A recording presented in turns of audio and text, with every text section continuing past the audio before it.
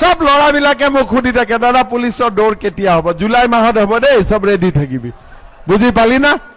কিন্তু মোক কৈছে এডি আৰু জুলাইত পোষ্ট বঢ়াই দিব লাগে আজি আগতে মই ৩৫,০০০ কৈ আছিলো দৰং ওদালগুৰিত আহি ইমান ভাল লাগিলে যে এতিয়া ৫০,০০০ কৈ দিলো যে বেটাটোক বাপেক মাকে পঢ়াব আৰু ছোৱালীটোক মামাই পঢ়াব কেনেকে পঢ়াব যেতিয়া এই বছৰ যি ছোৱালী মেট্ৰিক পাছ কৰিব স্কুটি আছে সাইকেল আছে বিনামূলীয়া এডমিশন আছে কিন্তু কলেজত নাম ভৰ্তি কৰাৰ লগে লগে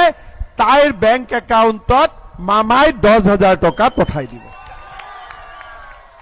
যি হায়াৰ সেকেন্ডাৰী পাছ কৰি বিএড এডমিশন ল'ব তাক ১২,৫০০ টকা পঠাই দিব আৰু যোনে ইউনিভাৰ্চিটিত নাম লগাব হি ২৫,০০০ টকা তাইৰ বেংক একাউণ্টত আমি পঠাই দিম অসমত মোদীৰ গ্যাৰেণ্টি চলিব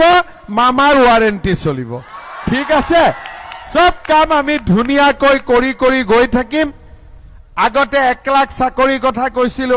এটা ল'ৰাবিলাকে মোক লগ পালে কয় দাদা পুলিচৰ পোষ্ট বঢ়াই দিয়ক সেইকাৰণে আজি মই কৈছো চলো 1 লাখ হৈ গ'ল এতিয়া 1.5 লাখ চাকৰি কৰি দিম ৫০,০০০ আৰু বঢ়াই দিম আজিকালি দালালবিলাক নোহোৱা হোৱাৰ পিছত সব ল'ৰাবিলাকে মোক সুধি থাকে দাদা পুলিচৰ দৌৰ কেতিয়া হ'ব জুলাই মাহত হ'ব দেই সব ৰেডি থাকিবি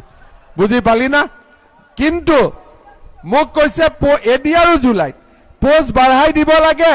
আজি আগতে মই ৩৫,০০০ কৈ আছিলো দৰং ওদালগুৰিত আহি ইমান ভাল লাগিলে যে এতিয়া ৫০,০০০ কৈ দিলো